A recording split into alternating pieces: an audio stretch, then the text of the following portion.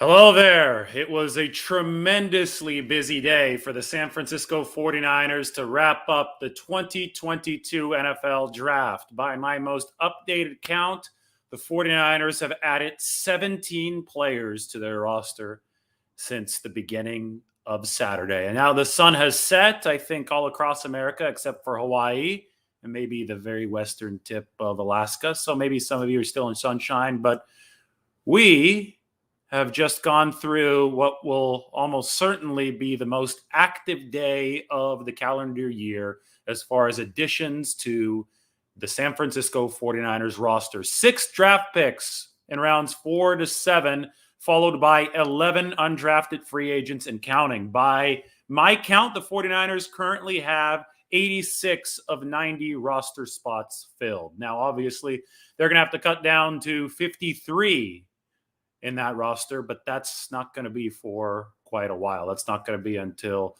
after training camp, after preseason, before week 1. So during the offseason, the 49ers can have a 90-man roster. Right now, they have 86 filled. Maybe more undrafted free agent signings will come in as this day progresses, maybe as Sunday progresses.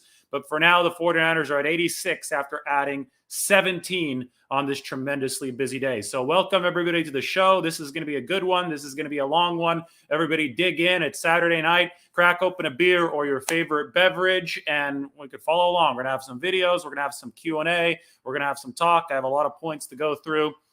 You know that Kyle Shanahan and John Lynch are probably having a beer right now, so why don't you go ahead and grab one too? I will have a water for the time being, and then maybe I'll go down and get a drink a little bit later because I have been working really, really hard over the past 3 days, and so have the 49ers. In fact, the 49ers and John Lynch and Kyle Shanahan, I mean, they looked tired, but they looked accomplished after they finished the draft today when they showed up in that press room at Levi's Stadium. John Lynch talked about having a party after this because he's been rolling up his sleeves and working, and obviously he's going to have to get back to work because phase 2 of the offseason program begins on Monday. And Kyle Shanahan said, well, yeah, I just want to party. I just want to celebrate because I don't have to watch college prospect film until next February. You could tell he was absolutely sick of it. Kyle's one of those guys that I think wants to be back watching, dissecting other NFL teams' film. He wants to be getting ready for the actual games come September.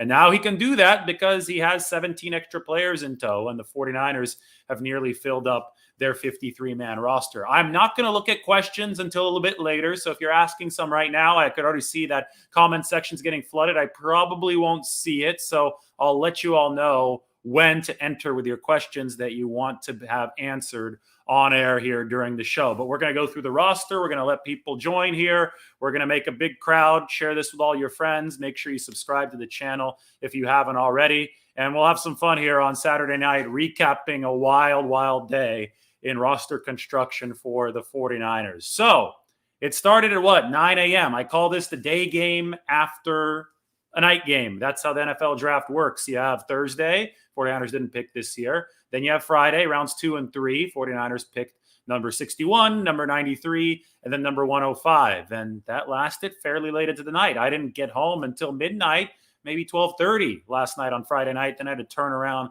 be back at Levi's for rounds 4 through 7 at 9 a.m. So it was the day game after the night game, and it was a busy day game for the 49ers with 6 picks today. And then for the first time in the Kyle Shanahan, John Lynch regime, the 49ers did not trade any draft picks. They said they had the phones ready a couple times, but this draft, guys, this draft was so medium to bottom heavy that the 49ers constantly found themselves in a position where as their name came up near the clock, there were multiple players that they liked that they were willing to pick on the board. So they were like, well, why should we trade up? We don't have to trade up right now. We can just wait. We can wait this out. And lo and behold, the 49ers were happy at how it turned out. They now have their 9-member draft class. So the things the 49ers did today, they addressed the offensive line, something they hadn't done essentially all offseason. Hardly an acquisition along the front, and it was starting to look a little bit sketchy. We talked about it in the show last night. We talked about it in the show on Thursday night. I've talked about it about 72 times over the last month. Well, the 49ers finally did some good stuff along the offensive line. And it seems like this was their plan all along because John Lynch was hinting at it. I asked him about it on Monday. He said, yeah, we're going to make a couple moves in the draft on the O-line. Nothing obviously came on Thursday. That was Deebo Samuel watch. 49ers didn't make a trade or a pick. Nothing happened on Friday when the 49ers picked a pass rusher, a running back, and a wide receiver. So they entered day 3 needing to step up and figure out a way to protect Trey Lance, figured out a way to make sure that that blocking apparatus up front was stable in front of a backfield stable that they have. So 2 stables right there. Stability in front of the stable for the 49ers, who obviously have Davis-Price in the backfield now. They obviously have Trey Sermon. Everybody knows Elijah Mitchell, Jeff Wilson, maybe even JaMychal Hasty's going to play this year. I mean, the 49ers have weapons at the skilled positions. And yes, I'm counting Deebo Samuel. They have the quarterback, right, and Trey Lance, and they have the backfield, but that doesn't really mean much if your offensive line is in shambles. And there had been many question marks about the offensive line, not only this offseason, but also throughout earlier years of the Kyle Shanahan, John Lynch regime. Well, questions no more. Well, there's still going to be questions. These guys have to prove themselves on the field. But the 49ers spent today stockpiling offensive linemen, and the 2 draftees were Spencer Burford out of University of Texas, San Antonio. That came in the 4th round. And then Nick, this is a tricky pronunciation, Nick Zackelj. That J at the end of his name is not a typo. Nick Zackelj out of Fordham, which also happens to be the alma mater of Vince Lombardi, for whom the Lombardi Trophy is named. Fordham in the Bronx over there in New York. And both of these offensive linemen have a mean streak. And this is something that I pointed out on Twitter. I'm going to show a video here in a little bit of both of these offensive linemen getting after it. But I think it's really clear that the 49ers are in some kind of mood to toughen up that interior. And Burford and Zackelj were both tackles in college. So they're big guys. They're longer guys. Burford a little bit shorter than Zackelj, who's about 6'6". And Zackelj, by the way, he's a plus athlete. We're talking 90th percentile athlete for a lineman his size.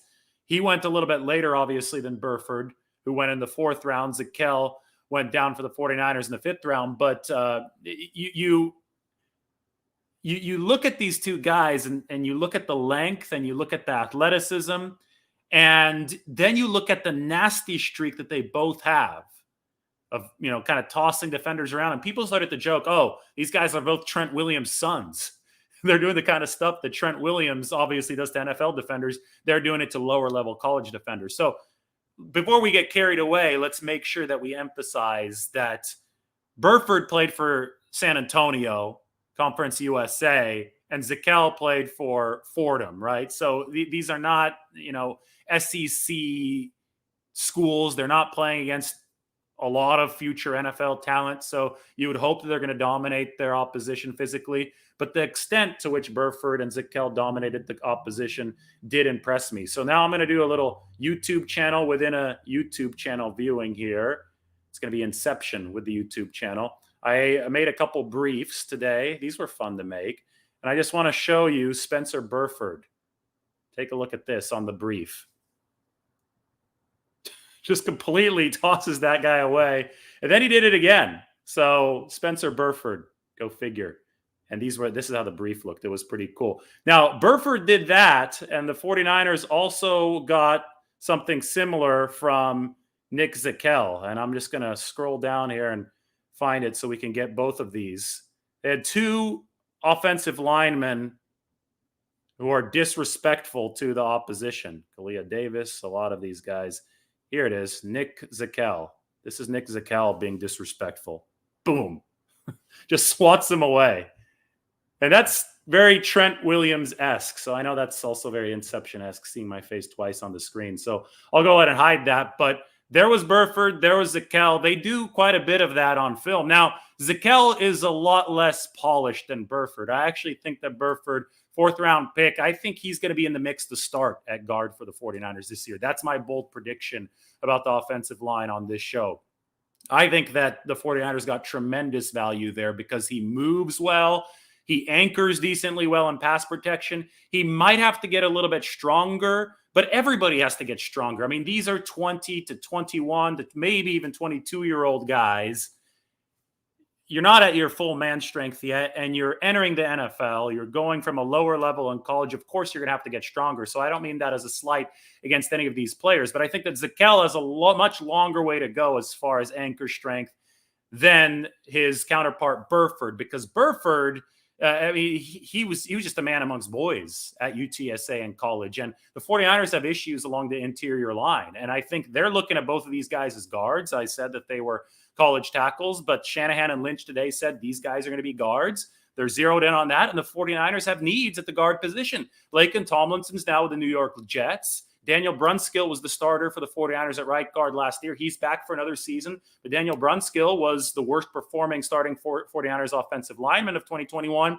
And Alex Mack's future is still TBD at center. I'll talk a little bit more about the center position and how the 49ers might address that a little bit. But the guard positions, I mean, those are on thin ice too. So these two draft picks today were targeted at the guard position, and they're targeted at O-line versatility. Because guess what? 5 offensive linemen is not going to cut it. You need more than 5 quality bodies up front. To win a Super Bowl, to be in legitimate, serious contention in this new elongated 17-game NFL season. Keep in mind, the 49ers played a franchise record 20 games last year. To survive that, you're going to need at least 7, preferably 8 quality bodies up front. And the 49ers weren't anywhere near that number this past year, and I don't think they've quite been at that number in any season except for maybe 2019. It's no coincidence that 2019 saw the 49ers actually reach the Super Bowl. Last year, they were short on quality linemen, and guess what happened as soon as Trent Williams had that high ankle sprain in the playoffs? Everything derailed against Aaron Donald and the Rams. So the 49ers need to fortify that depth, and I think that these 2 picks were built toward doing that. Now, you had this middle to bottom heavy draft, so the 49ers were able to find, I think, starting caliber talent. I'm not saying he's going to be a starter right away, but I think the talent is there for a guy like Spencer Burford. I mean, you just saw him toss away a defender like a ragdoll. You watch the rest of his tape, and I'm going to have dedicated shows on Spencer Burford and Nick Zackelj. So subscribe to the channel right now. We'll watch those shows later. I'm going to have dedicated feature stories up on The Athletic. It's going to be a lot of good stuff. I just want to give you guys a sneak preview of those 2 guys, of those 2 players. And those 2 players are strong. Those 2 players have ability. I'll tell you what, between Colton McKivitz, Justin Skule, Jalen Moore, those are all the former mid to low round 49ers offensive line draft picks of prior years. None of those guys looked as impressive on tape, especially as Spencer Burford. And I think that Nick Zackelj also did some good stuff with Fordham. So keep that in mind, because I think the 49ers made a couple really interesting moves along the offensive front. All right, moving on. The 49ers today also addressed the secondary. Samuel Womack III out of Toledo, nickelback, and Tariq Castro-Fields, defensive back corner out of Penn State. 2 really, really interesting players because they're both fast.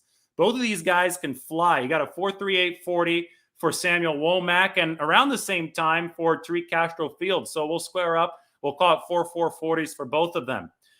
Womack is 5'9", obvious nickelback, who I asked him today on our first interview, do you like to blitz? Because we know that DeMeco Ryans loves the blitz in big spots of the nickelback. In fact, 2 or 3 of the 49ers' biggest defensive plays of this past season came in clutch, key situations when DeMeco Ryans pulled out what I call a blitz bullet. You only have a certain amount of blitz bullets you can use per game before the offense or the opposing quarterback catches on. But he used them at just the right time, most notably in Cincinnati. That was a clutch performance from all phases of the game for the 49ers, including the special teams that time. But the defense, when Joe Burrow was at some critical crossroads in that second half, it was K'Waun Williams who came in on that one blitz and threw him to the ground. So you got to give DeMeco Ryans credit. You have to give K'Waun Williams credit. And you have to realize that K'Waun Williams is now a Kansas City Chief. And the 49ers have to find a way to not only replicate that coverage ability at slot corner, which is tough because you've got to be able to flip your hips with the shiftiest of slot receivers, but you also have to be able to squeak your way through the box. You have to be like Drano, like Elijah Mitchell on offense, except maybe even a little bit quicker to get to the quarterback. And K'Waun Williams was good at that. Well, that's why one of my first questions to Samuel Womack was, how much do you blitz? And he said he blitzed a lot at Toledo. He can cover too. One thing about Womack, he's 5'9", same height as K'Waun Williams. All right, this is crazy right now.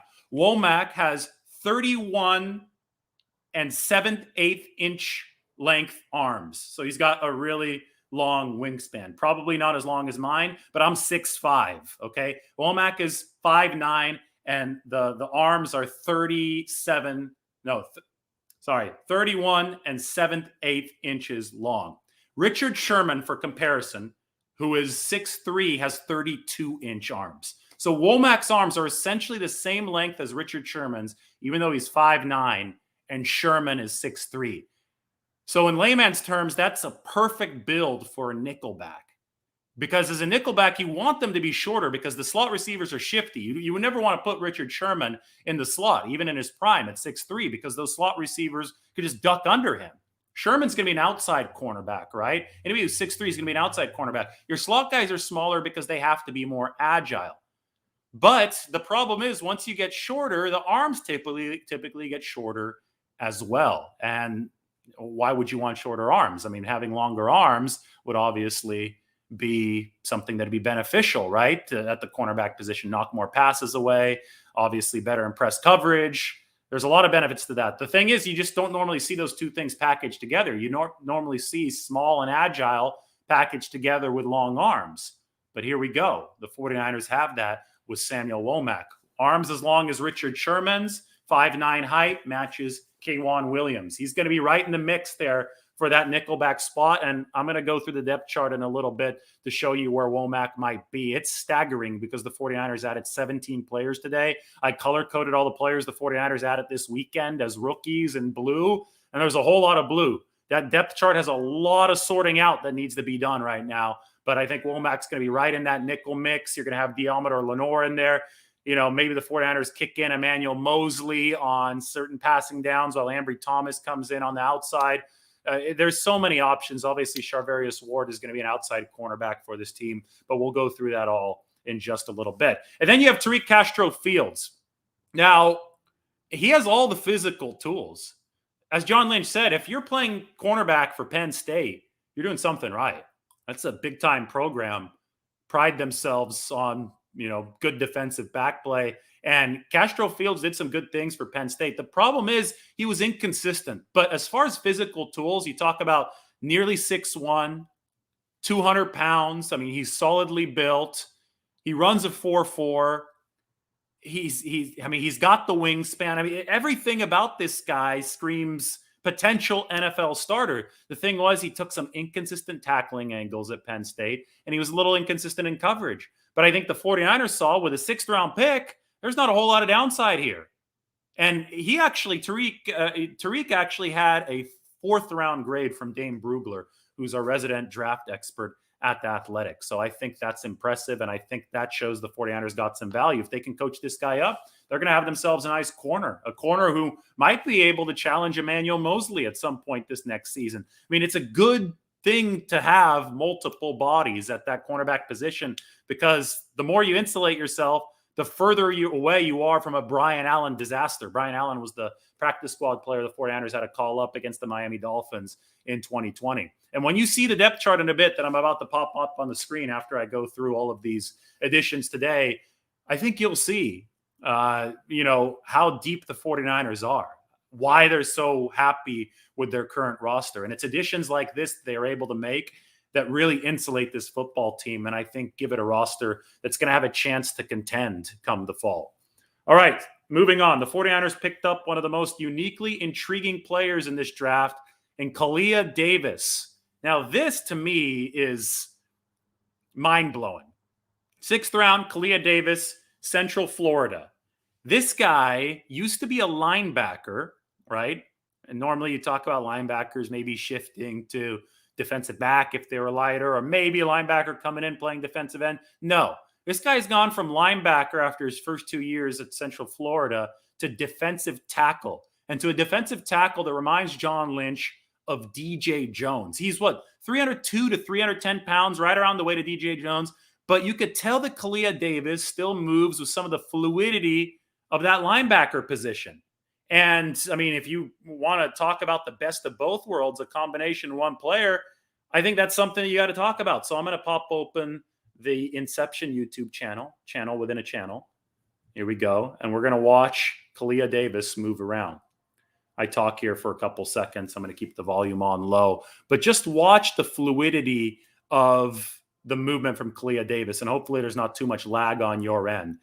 This guy still moves like a linebacker, yet he's obviously over 300 pounds. I mean, DJ Jones had that special combination of being able to move while he was built like a fire hydrant, while he's able to take on some double teams. It's that last play that's most impressive to me. So that is Kalia Davis. The catch with him is that he tore his ACL in October. So the 49ers are going to have to bring him along slowly. But they're more than willing to bring him along slowly because, as the look at the depth chart will show you, they have like 12 NFL-capable defensive linemen. I mean, they've stocked that room to the gills and then some. Somebody's either going to have to get cut or somebody's going to get hurt, and that's going to allow the 49ers to carry everybody.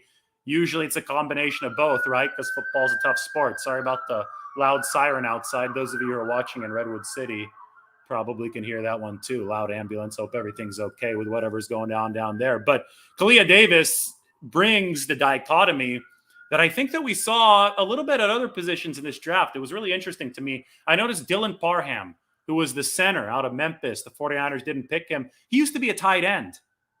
And I had never heard of a tight end converting to interior line. I mean, we've heard about tight ends converting to exterior line positions all the time, right? Joe Staley, Mike McGlinchey, guys who played tight end earlier in their careers, becoming offensive tackles. But tight ends playing interior line? Dylan Parham was a guard and a center that in a previous football life, and then he moved inside. And now the defensive version of that, you have Kalia Davis going from linebacker, which is, my defensive version of tight end, not to defensive end, but to defensive tackle. I mean, talk about a divine combination for the 49ers defense if they can get this guy healthy and back fully 100% from his ACL tear. 6th round pick. There's a reason Daniel Jeremiah said it was the biggest steal of the 6th round. And that's because this guy still has the fluidity of a linebacker, but can also give the block gobbling nature of a defensive tackle like a DJ Jones. So I think the 49ers, that's a really, really intriguing pick to me. And then the 49ers drafted Mr. Irrelevant in the final round. That was Brock Purdy. And no, I'm not insulting Brock Purdy, who is the 49ers' newest quarterback. I'm talking about the very final pick of this 2022 draft. Those of you who don't know, the final pick of the draft in every year is honorarily called Mr. Irrelevant. Possibly the greatest Mr. Irrelevant ever was Ryan Suckup, the kicker. He was picked about 8 or 9 years ago in that final spot, number 262 of the draft. Well, this season, the 49ers owned number 262 in the draft, and we were wondering what they were going to do. In fact, in the media room at Levi Stadium, we had a little bit of a bet going on, not for money. It was just a bet for pride, and Brock Purdy was the winner. And nobody picked Brock Purdy. I don't think we had a winner. So here you go. Iowa State quarterback. Maybe we should let him know that he can take all the winnings. He could take all the pride from that bet because none of the writers picked it correctly. But Iowa State quarterback, he handed off a lot, obviously, to Breece Hall. Matt Barrows wrote this article. The 49ers, Kyle Shanahan said that Purdy reminded him of Nick Mullins. And you may wonder, where does the quarterback fit? I thought the 49ers just drafted Trey Lance a year ago. What's the deal? Well, the deal is the 49ers probably won't have Jimmy Garoppolo. They're planning to trade him when he's healthy and as soon as they start getting some offers as of right now. That's plan A for the 49ers. So if they don't have Jimmy Garoppolo, you look at what else is on this roster, and Nate Sudfeld's there, and obviously Lance is there as well. And now Brock Purdy's there. So how do you align this? Well, Kyle Shanahan typically likes to carry 2 quarterbacks, especially in a season that has a roster as crammed as this one elsewhere for the 49ers. If you carry 3 on the 53-man roster, it probably is going to force out a very worthy player who's going to sign somewhere else. He's going to get picked up off of waivers by another team. So you only carry 2, and you also have 1 on the practice squad. The 49ers did this last season with Nate Sudfeld. Well, Sudfeld got a $2 million deal this year, and all of that money is guaranteed. So the 49ers are paying Sudfeld backup money. And now it's very clear that Nate Sudfeld is going to be the 49ers backup quarterback. So Trey Lance is presumably QB1 after Garoppolo is presumably traded. Nate Sudfeld is QB2. And somebody needs to take Sudfeld's former spot from last season on the practice squad. a quarterback that you can flex up to the active roster. He obviously is QB3, but he's making less money, and he's on that P squad throughout the whole year. And the 49ers have picked Brock Purdy to be that man. Now, Purdy can flame out in training camp. He could really unimpress Kyle Shanahan, and they may have to go with somebody else, but I don't think that's going to happen. I think Purdy seems like he has a good head on his shoulders. I think he did some good stuff at Iowa State, and I think that he's going to earn that spot as the 49ers quarterback number 3, and that's going to be on the practice squad. And, you know, before you laugh, before you say, oh, it's just a practice squad spot, that's not a big deal. Who knows when somebody gets hurt? Trey Lance got hurt a couple times last year. So as soon as Lance gets hurt, that QB3 is going to be in line to be elevated to the active roster, and then he could be one snap away from playing. So it goes Lance, Sudfeld, Purdy, in all likelihood for the 49ers, with Garoppolo still in that room as of now, but we'll have to wait and see what happens with a trade. Kyle Shanahan likes the current state of the safety position. The 49ers did not draft the safety. That caused a lot of people to scratch their heads. I know even my mock draft had a safety in it, Nick Cross. 49ers didn't pick him. I hate mock drafts, by the way. I could divulge that now after the draft is over. I just find them completely insufferable because everybody just putting their preferences with really no tether to reality. And then people are mad when somebody's drafted in a different round than their mock draft had it. I mean, I like dealing with reality. And the reason why the draft is a holiday on my calendar is because the draft is where we see the era of hypotheticals end and the era of factual reporting begin. Now we actually have a roster for the 49ers. We actually know who they picked. I could start doing all the features, all the videos, everything on the players that they actually have instead of mock drafts. But anyway, Shanahan did not listen to your mock drafts. And I know probably 95% of your mock drafts wanted the 49ers to pick a safety. And because the 49ers didn't pick a safety, people went ballistic. Well, Shanahan straight up said, we already have 4 NFL players at the safety position. He likes Jimmy Ward. He likes Talanoa Hufanga. He likes George Odom. And he likes Tarvarius Moore.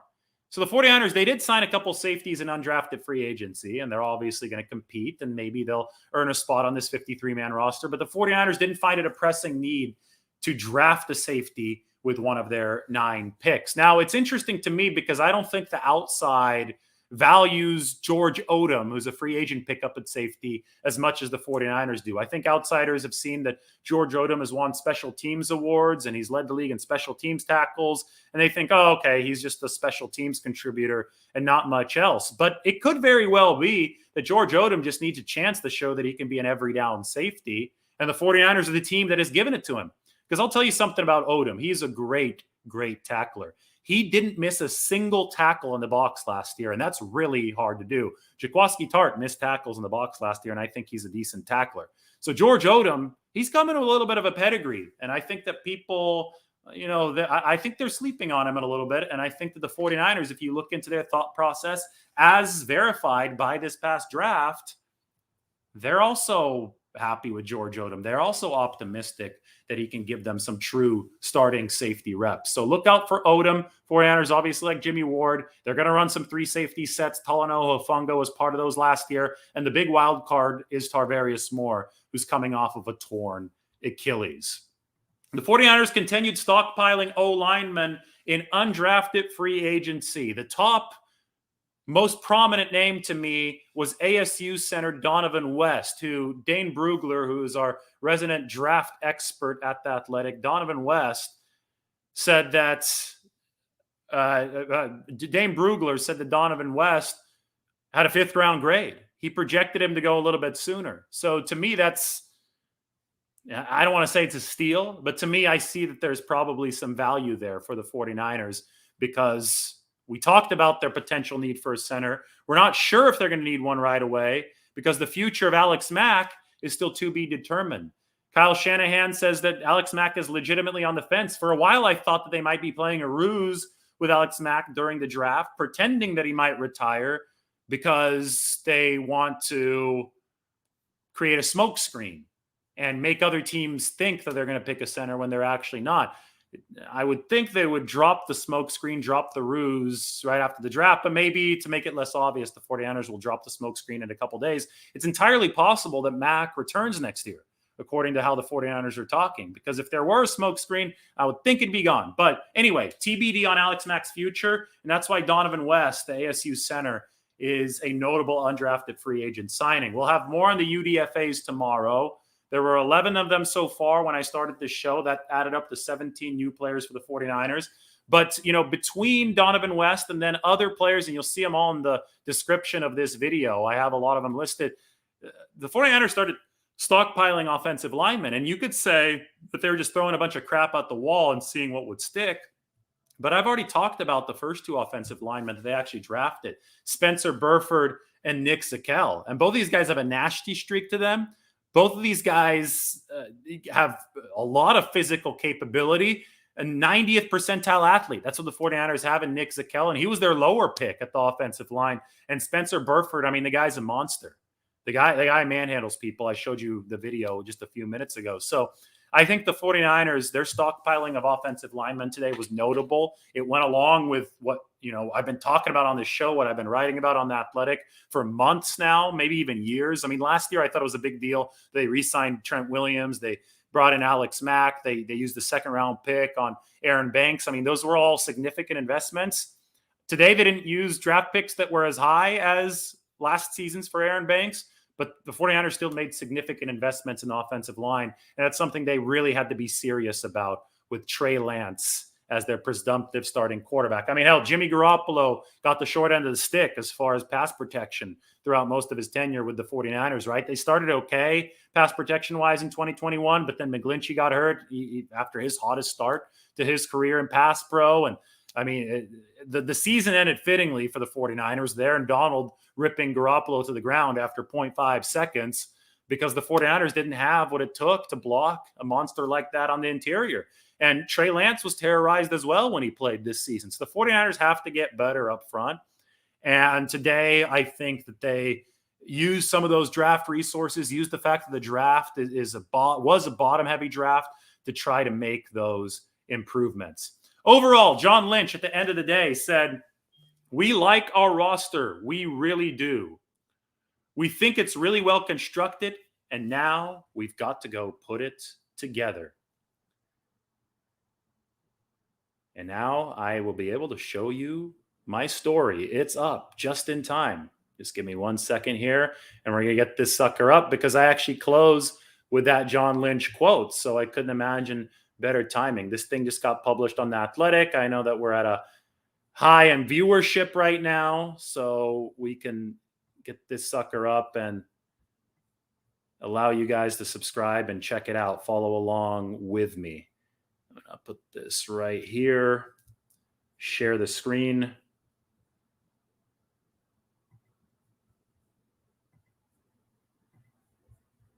It's all such a complicated process. I need a producer, I feel, one of these times. There we go. It's up on The Athletic. I'm going to tweet it out, too, at the same time. 49ers round out their draft with 6 more picks and a look forward to offseason work. We like our roster. You can see it in the headline. The quote, "We like our roster. We really do. We think it's really well constructed, and now we've got to go put it together." So I copy that. Use this as an opportunity, by the way, while I'm busy tweeting. Use this as an opportunity to subscribe to the channel. Subscribe to The Athletic. I'm going to put that in the chat section for you. And enjoy all the great content that we were able to put out this weekend. I thought Matt Barrows, my teammate at The Athletic, did a phenomenal job. He wrote a little bit about Brock Purdy today. We kind of divvied up the labor, and it was a whole lot of fun. All right, that's out there on Twitter. And check your chat section right now for a link to the actual written article. If you click on that, there might still be a discount for The Athletic coming through. 49 Lakers, really appreciate you. $9.99 tip. That is, and he says, thanks for the content. That's awesome. Shout out to 49 Lakers, who is a very common viewer on the show. But anyway, I talked to the 49ers and I talked their offseason work in this piece, so be sure to go ahead and check it out. That's Brock Purdy. You could see in the screenshot right there. I'm going to make this a little bit bigger for you. In the bottom right, number 262, that's draft pick number 262. It says Mr. Irrelevant. That's that final pick of the NFL draft. That's Brock Purdy's pick number. And he has to deal with being Mr. Irrelevant for his whole life. We asked Brock Purdy about it, and he said, well, my family had a laugh about it, but I just look at it as a chance to get my foot in the door. And get a foot in the door, he did. And I think it'd be funny because, you know, the Patriots, they made Mac Jones wear number 50 last year during OTAs and training camp before he made the 53-man roster. I really think the 49ers during at least OTAs, but maybe even training camp, make Brock Purdy wear number 262. I mean, look at that jersey on the screen. How funny would it be if Brock Purdy had to wear jersey number 262 at 49ers practice? I don't know. I just think that would be good. But anyway, check out the article. It is on the chat section. I'm going to put it and pin it up in the comment section as soon as this video is finished, as soon as we're done with the live portion of this. And here in just a second, I'm going to open it up to some questions. But first, we're going to take a look at the 49ers depth chart. We're going to go through this position by position just to give you guys an idea of where this all stands for the 49ers. Take a look at this. I know I just made it wider, and I'm going to make it bigger up on the screen for you. You could zoom in by pinching the screen on your smartphones. You could probably stretch that over the course of the entire screen if you're on your laptop. But color coding wise, yellow is a veteran player that the 49ers signed this offseason or re-signed. And blue is a rookie that the 49ers added this past weekend. There's a lot of yellow and blue on that depth chart. Now, the left side of this depth chart is a 53-man projection. Right now, I have 59 players in the 53-man projection. I haven't gotten to the point where I move guys to the right side yet. I need to make some cuts, but this just should illustrate how hard it is going to be to make some of these cuts for the 49ers. And the right side of this is the practice squad and the bubble projection. So you have the 90-man roster and you have the 53-man roster. And you could see that these rookies, they're going to have trouble breaking their way in to an appropriate spot to safely make the team and contribute. And that, to be honest, is exactly what you want as any NFL franchise. You want a roster that is deep enough to be able to withstand invaders. And these guys, I mean, they're all playing for jobs. The guys who already have jobs, they view the new guys coming in as invaders, right? Iron sharpens iron. And then ultimately, even though there's a lot of competition, even though you're trying to keep your job or steal somebody else's, with good leadership, you try to gel as a team. That's how professional football works. But you go through every single position. I could even zoom in a little bit as we go through some of these. So first, take a look at quarterback. The red players, by the way, they're hurt right now. Quarterback, you have Lance Sudfeld, Brock Purdy. I have him firmly on the practice squad side. Running back, already a whole lot more crowded. You have Tyrion Davis-Price in blue. They have an undrafted free agent. Over on, they don't have any undrafted free agents. They have undrafted free agents at the receiver spot. But you obviously have JaMychal Hasty. Josh Hokett is the fullback who probably will end up on the practice squad again. Jeff Wilson. I don't know. Maybe Hasty makes the team over Wilson. I'm not sure. But Sermon's still there. Obviously, Elijah Mitchell's the top dog. At the wide receiver position, this is going to be fascinating because right now I have 7 making the team. I know that all 7 likely won't make it. You're probably going to have to take one of those names off, but I've highlighted that right now. Remember the 49ers signed Malik Turner, the former Seahawk. Remember they signed Marcus Johnson, former Texas Longhorn, a couple weeks ago. Well, Danny Gray is going to make the team. Danny Gray, Kyle Shanahan said, was one of the 5 most explosive players in this draft. 49ers were able to pick him up in the 3rd round. I mean, the guy's got crazy acceleration. He's crazy light on his feet. So Gray's obviously going to make the team. Brandon Ayuk's going to make the team. Deebo Samuel is going to make the team.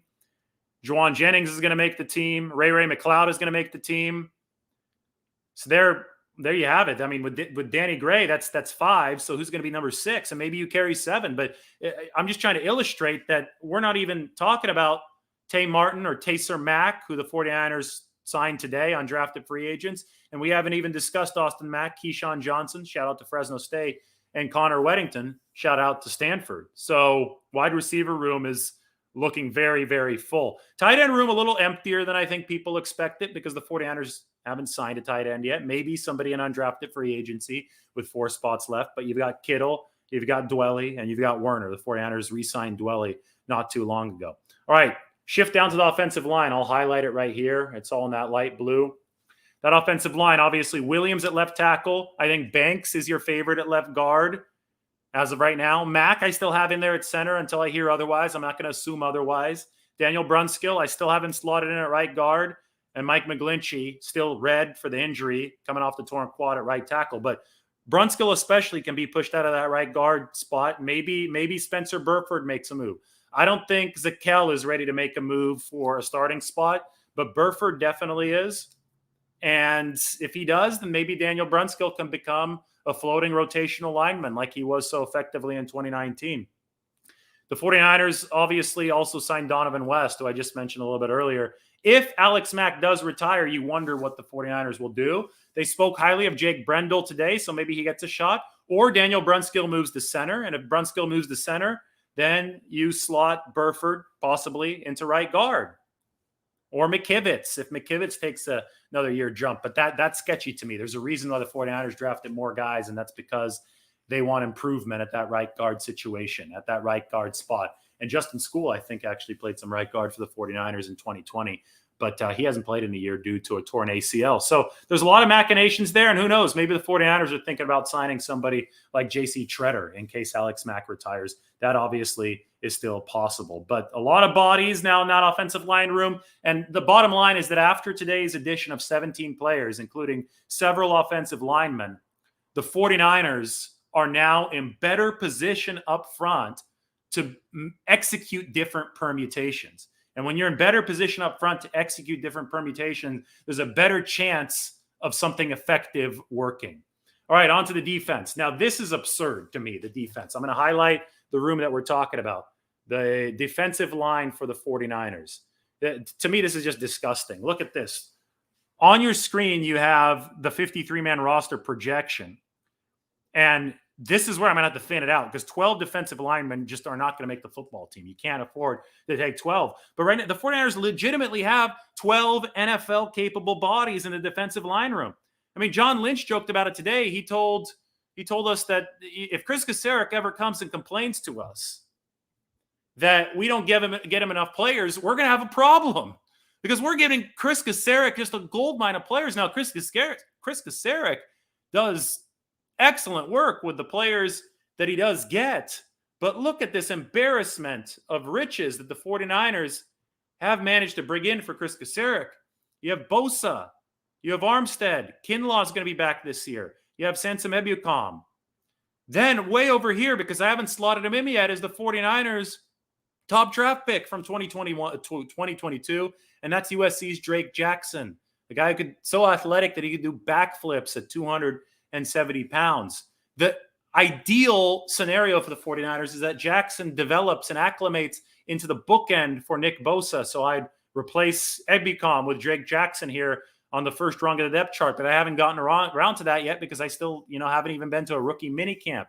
I need to see where Jackson's at to do that. But you now have Jackson in there, and then you have other developmental pieces like Charles Omenihu. You have a free agent signing like Kamiko Toure. You have Jordan Willis, who's been a great developmental piece for the 49ers. And I forgot, you also have Kerry Hyder, who was this team's most productive defensive lineman just 2 seasons ago. He was with Seattle last year, got cut.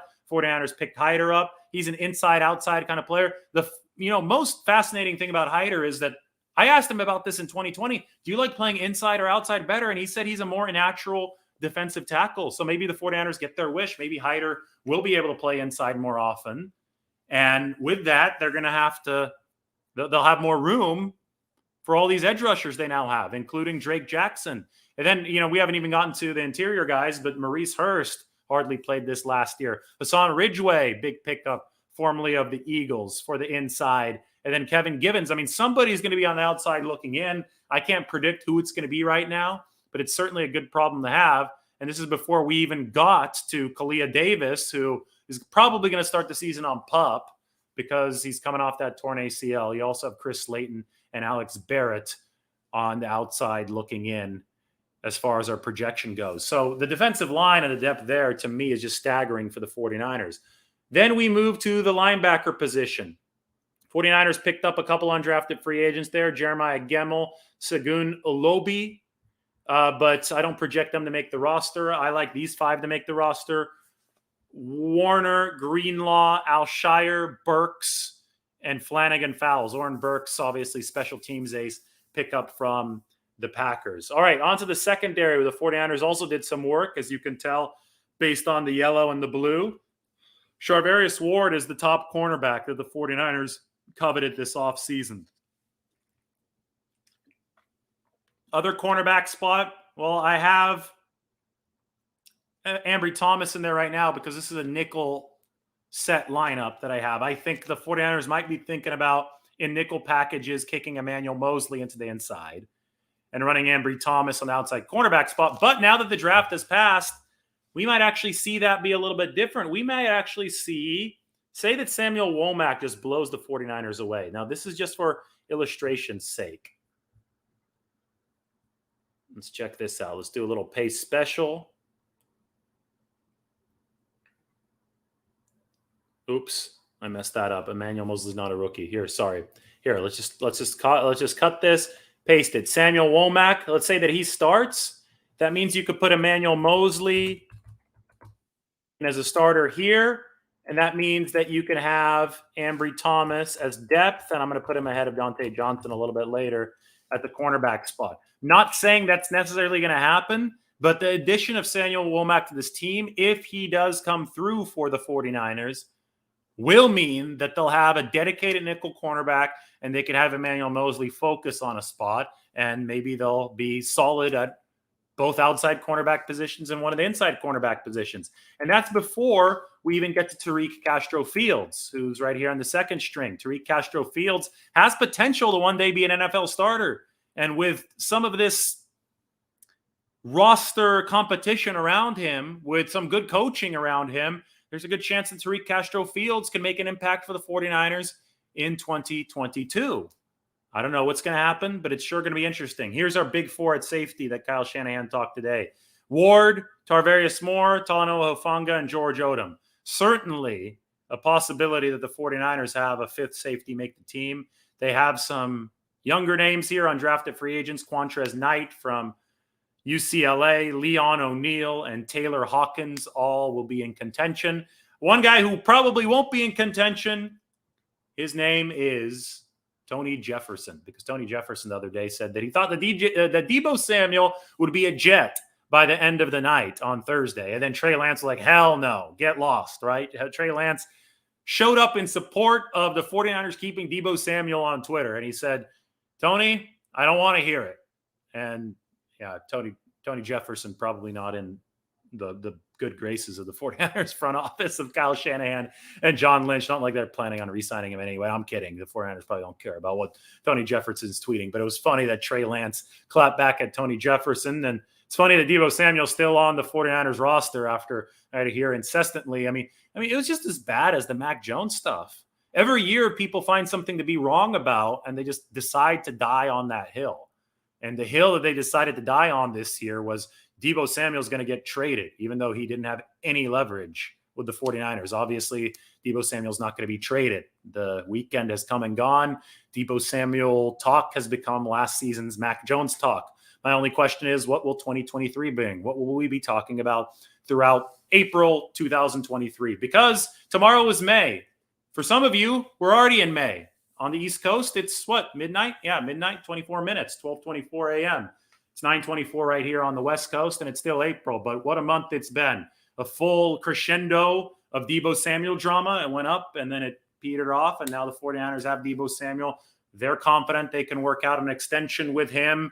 They're going to have to get back on the same page. It's still not done. You don't want to assume that they are going to be able to smooth things out, but you can be confident that it probably will happen. I think there's a delineation between those two. But that's a look at the 49ers roster, and I hope that helped you guys get some perspective on where this team is. That's why John Lynch said, we like our roster. We really do. We think it's really well constructed, and now we've got to go put it together. All right, quick water break from me. Start getting your questions ready. If you're watching right now, hover over with your mouse or with your thumb or your finger on your smartphone heat-sensitive screen and hit the subscribe button. I think that we can grow this channel with this nice show that we're doing today. So hit that subscribe button, go to the chat section or the comment section if you're watching this later. Subscribe to my article and to The Athletic as well. But, just get on the channel here on the YouTube, because we're doing some good stuff here. John Lynch also went on to say there's teams that can compete for a Super Bowl title, and we think we're one of those. 49ers legitimately like what they've built here, and why not? I mean, they've had one of the strongest rosters in the NFL in each of the past 3 seasons. In 2020, it was decimated by injury. The 49ers were still a top 10 DVOA team. 2019, that might have been the best roster in the NFL. They made it to the Super Bowl, lost narrowly to the Chiefs. 2021, it was a very strong roster. I wouldn't say that it was the best in the NFL, but it was very strong. And the 49ers made it all the way to the NFC Championship game. They lost by 3. So they kept a lot of the roster entering this offseason. They did lose some guys as well. They ran into free agency. They ran into issues of paying some players. But they've now finished the 2 primary phases of roster reloading, and that is free agency and the draft. And obviously, we could still see some secondary roster reloading. The 49ers have 86 of 90 roster spots currently filled, but the general gist of the offseason construction is done. And we can now sit back and evaluate how it gels together and how the 49ers will look as a football team throughout the rest of this offseason. And that's what makes the draft such a big deal. You can close the book on the big question marks of roster construction, and you can open the book on the big question mark of how is this roster going to come together. So today was a big deal. 17 players added for the 49ers in one day. And that's why I'm sitting here talking about it for 51 minutes and counting. All right, it's time to get to your questions. The time is finally here. I'm going to wade into what's been a very active comment section. So go ahead, toss those questions in there, and I'm going to answer some of them. And then I'm going to go out and get a drink after this is all said and done. It's been a lot of work. David, did you already talk about OBJ saying that? Just no, OBJ knows nothing. He's a clown. I mean, I don't want to be mean to OBJ, but the guy is just, he loves attention. And in this situation, he's getting attention. The 49ers aren't trading Deebo Samuel to the Patriots. What's the chance that Jimmy G is on the roster week 1? I don't think it's very high, because week 1 is when Jimmy Garoppolo's contract becomes guaranteed. Right now, the 49ers don't owe him any money, so they could just sit here and wait until he gets healthy and teams offer a trade return for him. But if Jimmy Garoppolo makes the 53, money's guaranteed. And if that money's guaranteed, the 49ers can't use that salary cap space for anything. So $25 million, if the 49ers trade Jimmy Garoppolo after he's healthy, they can carry that over into 2023, which would be nice and valuable for them. David, do you think the Purdy pick means Jimmy is gone? I mean, we already knew that Jimmy was likely gone, so I don't think it changes anything. The 49ers are building their roster with the anticipation they're going to trade Jimmy Garoppolo. Now, if nobody makes an offer for him and they still have him under contract and Trey Lance either gets hurt or is really struggling during training camp, maybe the 49ers will say, okay, fine, we'll keep Jimmy Garoppolo. Yes, there's an alternate universe in which that's possible, and they could keep their option power open. But I think plan A in an ideal world is to start Trey Lance, pay Nate Sudfeld his $2 million guaranteed to be the backup, and have Brock Purdy be your practice squad QB number 3, with Jimmy Garoppolo earning you some trade return on the way back. That's plan A. Now, the 49ers probably have a plan B. They have a plan C. They have a plan D. In fact, I know they have all those plans because John Lynch has talked about it. But plan A is plan A, and I think that's still the most likely one to happen, even though there has been the snag with Jimmy Garoppolo's injury. Thank you, Harold. That's a $5 tip. I love it. How do you like the QB room? Competition will make these QBs better. Interesting to see the outcome. Excellent job with the update. Appreciate you, Harold. Well, you guys know I like Trey Lance. It was a year ago that I was swearing to you guys, it's not going to be Mac Jones. It's not going to be Mac Jones. And then I didn't know who exactly was going to be, but I had a feeling it was Trey Lance. And I had my reasons for thinking it was Trey Lance because I think he fits so well with what Kyle Shanahan wants. Kyle wants pocket passing precision, the potential to deliver from the pocket. Trey certainly has that, along with some tutelage from the great Randy Hedberg at North Dakota State. And then Kyle also wants 21st century mobility. And I think that Trey brings that as well. So that QB room, it's good stuff. I mean, if Garoppolo stays there throughout the rest of this offseason and training camp, even if they trade him late in the camp before his contract becomes guaranteed, the 49ers, I think the competition always helps. The Montana young 49ers, iron sharpened iron there, even though they hated it, even though it was uncomfortable, the competition ends up helping all these guys. So It did last year for Garoppolo and for Lance. I don't think Garoppolo is going to be around long enough for there to be competition this year in that regard, but who knows? And I think that Trey is very intrinsically motivated, and I think Nate Sudfeld was a good influence on him last year, and I think Brock Purdy is an interesting player to add into the room as far as a quarterback who does things right moving forward. Who starts opposite Bosa? Sensa Ebukam finished the year off strong last year. Let's see how Drake London shows up. He was productive at USC last year in the 240s. He was light. Coaching staff screwed him over. That was the coaching staff that got fired in the middle of the year for USC. It's tough to know if a rookie is going to show up and go gangbusters and force himself into the starting lineup, or if it's going to take him a little bit longer to get acclimated, or if somebody like Charles Omenihu makes a huge surge in year 2 with Chris Kaserik. I mean, there's so many different possibilities. But I think that as far as a bookending pass-down edge rusher, Drake Jackson is going to be that long-term guy opposite of Nick Bosa. But I have to see him first in practice before I coronate him. And Sansom Ebukam impressed me over the stretch run of last season. Jimmy does have a guarantee on this last season because he's a vested veteran. He doesn't have a guarantee right now, but if Jimmy Garoppolo makes the roster in week 1, if he makes the 53-man cutdown, his salary, which is not guaranteed right now, will become guaranteed, which makes the 53-man roster cutdown date the deadline of sorts for the 49ers to decide what to do with Jimmy Garoppolo.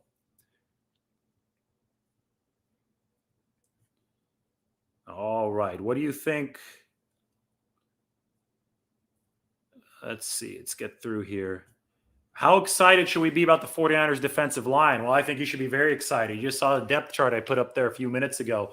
That room is overflowing with talent, overflowing with capable NFL bodies, and Chris Kaserik is coaching it. That's enough to get excited about it. Robert Harris, I'm going to find your message and toss it up here. Right here. Thank you, Robert. Robert Harris, why do you think the 49ers didn't draft a safety? Well, because they figured that there were better players on the board for other needs, which obviously throughout the 9 players the 49ers picked, they addressed 6 different position groups. And Kyle Shanahan said it clearly himself. He said, we believe that we have 4 NFL players, NFL safeties already on this roster between Jimmy Ward, Tarvarius Moore, Talanoa Hufanga, and George Odom. And to answer your question even more specifically, I think the 49ers believe in George Odom a whole lot more than outsiders do. He was a specialist, right? He was a special teams guy for Indianapolis who made spot starts. But don't forget that George Odom did not miss a single tackle in the box. It could just be a matter of him needing a chance to show that he's an every down player. And imagine if he is an every down player. Imagine if that excellent tackling ability translates into great coverage ability and George Odom pairs with Jimmy Ward. All of a sudden, you'll be happy that the 49ers didn't spend a draft pick on a safety. So Tarvarius Moore, too. He's coming back from the Achilles. 49ers seem happy about his progress. That was Kyle Shanahan's explanation. I'm sharing it with you. And I think it makes sense if you view George Odom with the bullishness that the 49ers do. And I think he was a good free agent pickup from Indianapolis. Oh, nice. Breaking news from Brunil Jacobs. 49ers just signed North Carolina tight end Garrett Walston. All right, I'll trust you, Brunil. The 49ers signed Garrett Walston, so why don't we open up the roster? Why don't we put Garrett Walston in the roster for the depth chart? We will say that he won't make the team for now. We'll put him behind Tanner Hudson, Garrett Walston. I hope you're right. I hope I'm not being fooled right here and adding a name to the depth chart that shouldn't be there. But I trust my good viewers. And we just have to get Garrett Walston colored correctly in here. There we go. He's in there. The 49ers now have 87 of 90 slots taken on the 53-man roster. Mike is watching right now. Mike is the quality control guy for the show. Mike, if Garrett Walston didn't get signed, please text me. But I trust Brunil.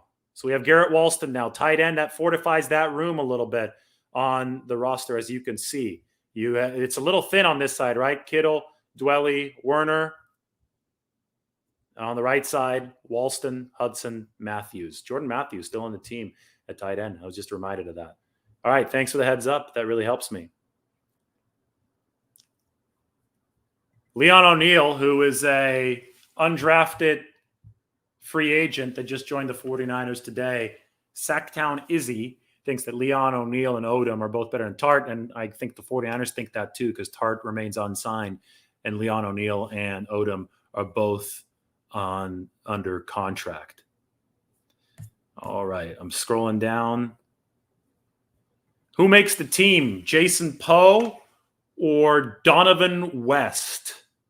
Dohnovan West was the higher-rated center. I know Poe also plays center.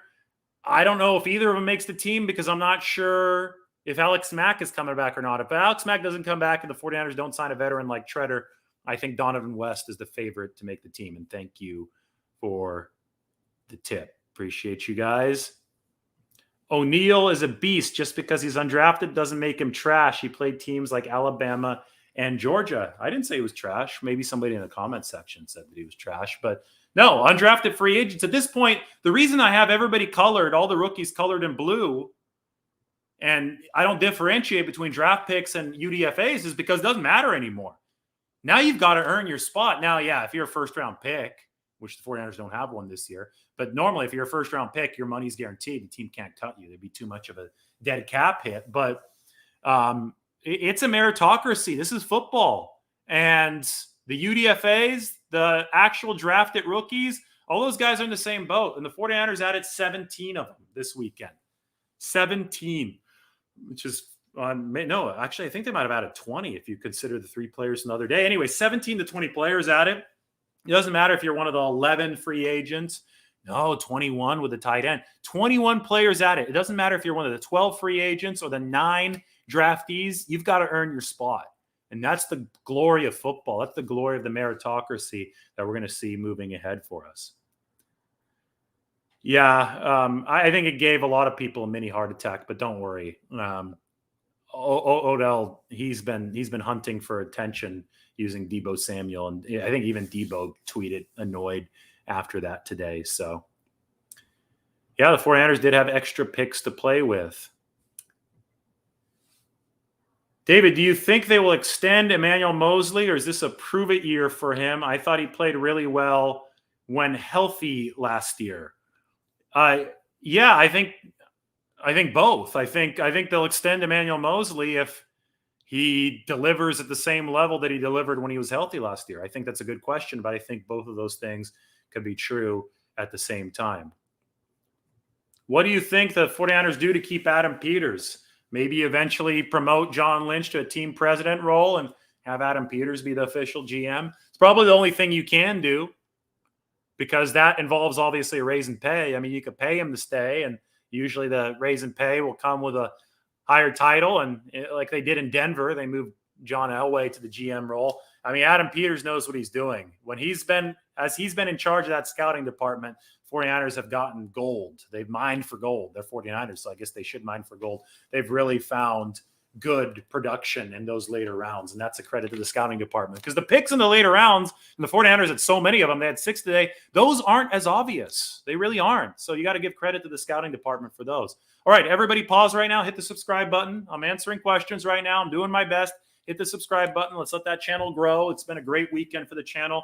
And make sure that you subscribe to The Athletic as well. In fact, I'm going to post this one more time into the comments section, and I'm going to put up a banner that says subscribe to David Lombardi's YouTube. So do that really quick. I, meanwhile, have something very quick to do. I'm going to put my article from today up, and I want you all to check out the chat section and subscribe to The Athletic through that. Have to do a little bit of cross promotion here because I get a lot of stuff conveyed in the written word that I can't quite convey in these videos. So I appreciate the support through both channels. All right, there you go. Yeah, there you go. Thank you. Hit those likes. Subscribe to the channel. Love it. Thank you, Harold. 49ers usually have a lot more trades during the draft. And you're right. Every single season under John Lynch and Kyle Shanahan, the 49ers have traded. Either up, down, whatever. This is the first time they didn't. Now, why didn't they trade this time? Well, John Lynch said they were actually on the phone ready to trade a couple times, but you have to understand this draft was unusual, and I think it was because of COVID. You had a lot of players stay in school, And those were like the middle tier players who stayed in school. Those weren't the great ones like Trey Lance who left early. So the draft in 2021 was top heavy. This draft was more middle to bottom heavy. And because the draft was so middle to bottom heavy, the 49ers, when they're sitting there thinking about trading up, as they have done in the past, they had the phone ready. They're ready to trade up. And, you trade up to get a guy. And they're like, wait, there's like 4 or 5 guys still available. And we're only 3 picks away. Why would we trade up? For sure, one of the guys that we really like is going to be there when the time comes to us. So they just put the phone down. They hung up and they didn't trade. And it ended up working out for them because every single one of the players the 49ers drafted, they really want it. They're really happy with the way that the draft worked out. So I think that's a great question. And I hope that explains why the 49ers didn't trade this year, is because of a more middle-heavy draft. The Athletic definitely is worth at least twice the price. And I think that if you take a look at that link that I posted there, I think we may even have a sale going on right now. So make sure to check it out if you're new.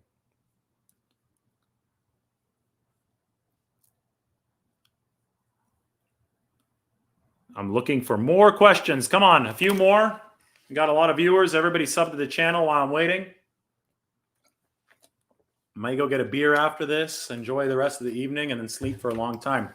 I'm going to come out with my first 53-man roster projection alongside Matt Barrows. It should run on Monday. I'm going to be writing it tomorrow. This is the fun part for me. I get to start talking about how the 49ers build their roster. I love it. I hate mock drafts. I love roster construction. So fun. So fun. I've been talking a lot. This is the longest show we've ever had. 1 hour and 6 minutes. Maybe not as long as the time when you guys just watched me work during the start of the new league year, during free agency. Rookie minicamp is likely not this weekend, but the weekend after that, like May 13th to 15th, I believe.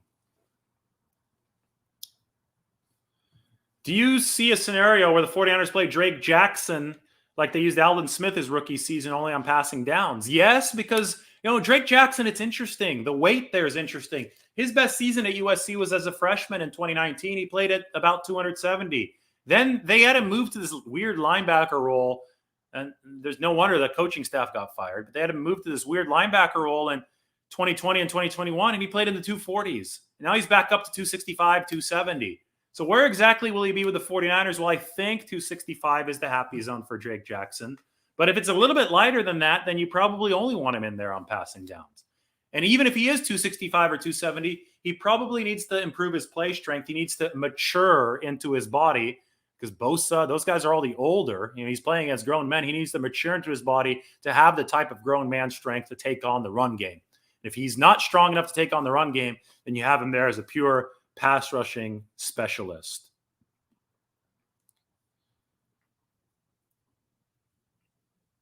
Is Purdy better than Mullins? I think so. Purdy was a Power 5 FBS quarterback. Mullins was Southern Miss. So, it's still FBS, but wasn't a Power 5 school. So I think there's similarities. I think Purdy may have a little bit more mobility, a little bit more athleticism than Mullins, but I think they're cut from the same cloth, down to the fact they both really liked Brett Favre when they were younger.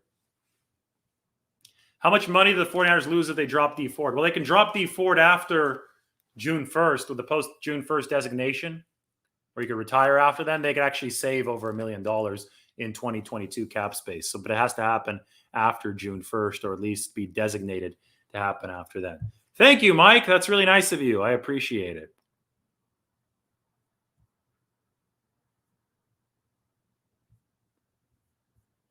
Do you think Deebo will be at camp? When do you think they will get a deal done now that the draft is over? Do you think Deebo waits till Metcalf signs so he gets the most? It's possible.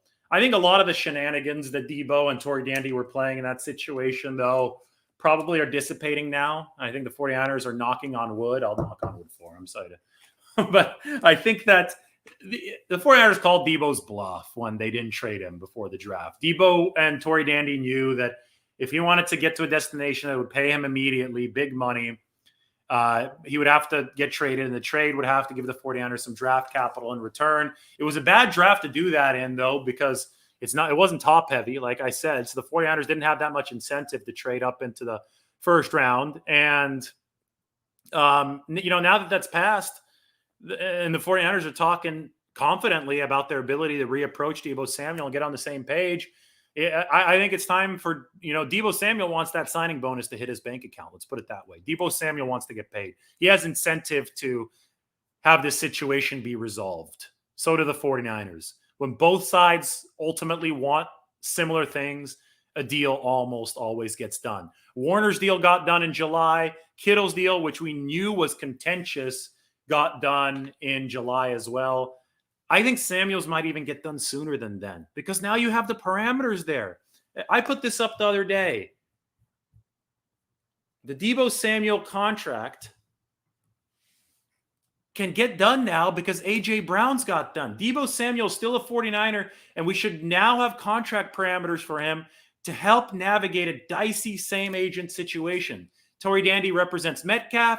Tory Dandy represents A.J. Brown, who already has the deal. Tory Dandy represents Deebo Samuel, right? We have a 4-year, $100 million deal on the books for A.J. Brown. And trust me, as soon as we know the fully guaranteed money on that deal, we don't know yet. $57 million is not the fully guaranteed amount. As soon as we know the fully guaranteed money on that deal, I'm going to have a show right here. We're going to talk about that contract because that contract may not be just the starting point for Deebo Samuel negotiations. It might be the ending point. It might be the blueprint to get things done for Deebo Samuel. So we're going to pay really, really close attention to that. But I do think that that was a good question. So thank you for it. All right, more questions. Tory Dandy right here. Tory Dandy left a bad taste in my mouth watching him move players all through the first round. Made me realize he's using Deebo Samuel's leverage in many situations. Well, I mean, I don't know if that's totally fair to Tory Dandy. Tory Dandy's job, especially if his clients ask for it, is to put his players in the best possible position to receive the best possible contract. He did it for A.J. Brown. I don't think that he hurt Deebo Samuel's earning power, even though it left a sour taste in a lot of people's mouths, just like you. So, I mean, he got what needed to be done for A.J. Brown. If A.J. Brown wanted that money, $100 million, and he still has Deebo Samuel in position to make bank with the 49ers. So he's trying to get guys paid a year early, and he does it in a way that, I think, what might hurt Tory Dandy is that some NFL teams might shy away from doing business with clients of his if they know that he's going to play this kind of hard ball with trade requests and all that. But I understand why he left a bad taste in a lot of people's mouths, but I also would urge you to consider that he's looking at this from what he owes his clients, and that is putting them in the best possible position to earn the biggest possible contract. And if the receiver wants that, as is often the case in the business, that's what the receiver is going to ask the agent for. Trey will get 40 TDs in the air and 15 on the ground. Well, he'd be the MVP if he did that. That'd be crazy. Is it possible the 49ers want to move Jimmy before training camp in order to increase their cap to sign their draft picks, or will they extend players like Ward or Ebukam to do so? You know what's funny? I don't think they even need to do anything to sign their draft picks because of the top 51 rule in the offseason. Only the top 51 picks count against the cap. Every single time that you sign a new player, it has to displace somebody from the top 51. They only have like $750,000 in cap space right now, but they have just enough, I think, to fit all those draftees in there using the top 51 rule. So I don't think they have to free up space until later on. And they could cut guys, and then to training camp, Jimmy Garoppolo might be the biggest jettisoning at the end of camp. All right, just a couple more, then I'm going to finish this up. We've gone for an hour and 13. We'll go for an hour and 15. Everybody subscribe to the channel. Really appreciate that you guys are here. Tart status, the 49ers won't rule it out. That's what Kyle Shanahan and John Lynch said today, but we'll see how that develops. David, what was your favorite pick for the 49ers from this year's draft? 49ers breakdown, I shouted out to you the other day, right? I think I did. Well, I hope you got some subscribers. Everybody subscribe to 49ers breakdown. Shout out to him. He said he only had 3 subscribers. He deserves more subscribers, all right? So go find 49ers breakdown or 49ers breakdown. Put your link in the chat section. Let's get your channel up off the ground. Let's get your channel rolling. I hope that you got at least 5 more subscribers when you got the shout out the other day. But anyway, my favorite pick from the 49ers in this year's draft, I'm thinking I like Kalia Davis because I've never seen anything like that before. 310-pound nose tackle, defensive tackle, fire hydrant type, and he honestly moves like a linebacker. He really does. I mean, it was something else. I mean, I put it on the YouTube short, so make sure you go and check that out. That, to me, that was really, really cool. And yes, Drake Jackson does look like a great pick for the 49ers. Remember, at this time last year, Dane Brugler mocked Drake Jackson in the top 10, number 7 overall, and the 49ers got him at number 61. Seems like value to me.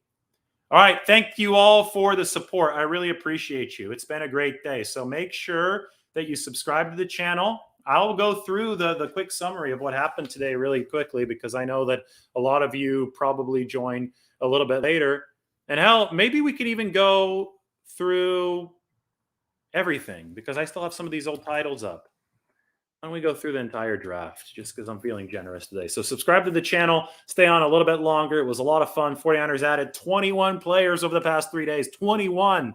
It's monumental. For somebody who loves roster construction, this was just such a cool thing. Oh, and hey, why don't we go through some of the keys? I posted these that I'm about to put on before the 49ers picked. Need for a center, all right? Undrafted free agent. They got one. We still don't even know if Alex Mack is retiring. Bolster the wide receiver room. Boom. 49ers did it. Danny Gray. Fortify running back. They did it. Boom. Ty Davis-Price. An edge rusher, just because. Boom. 49ers did it. Number 61. Drake Jackson. And then in all caps, I put this 3 days ago. Hammer the O-line.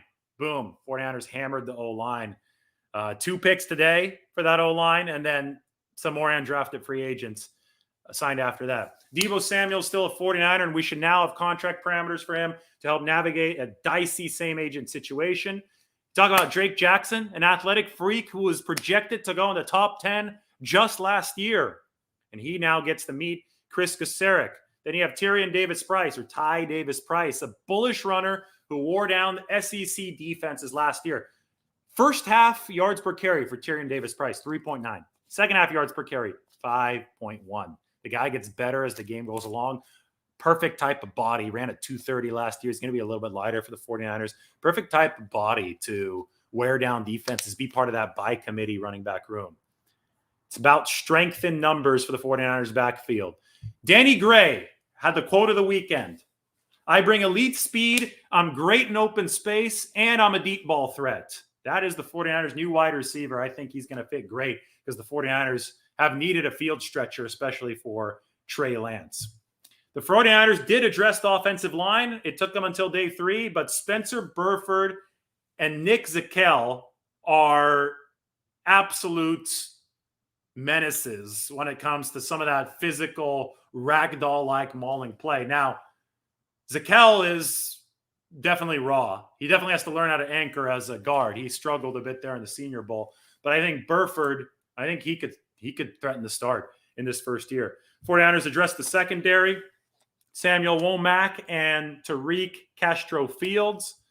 And they picked up who I thought was one of the most uniquely intriguing players in the draft, in Kalia Davis, although he has a torn ACL. And finally, it was fitting. I'm staying here to the bitter end, or the 49ers picked at the bitter end.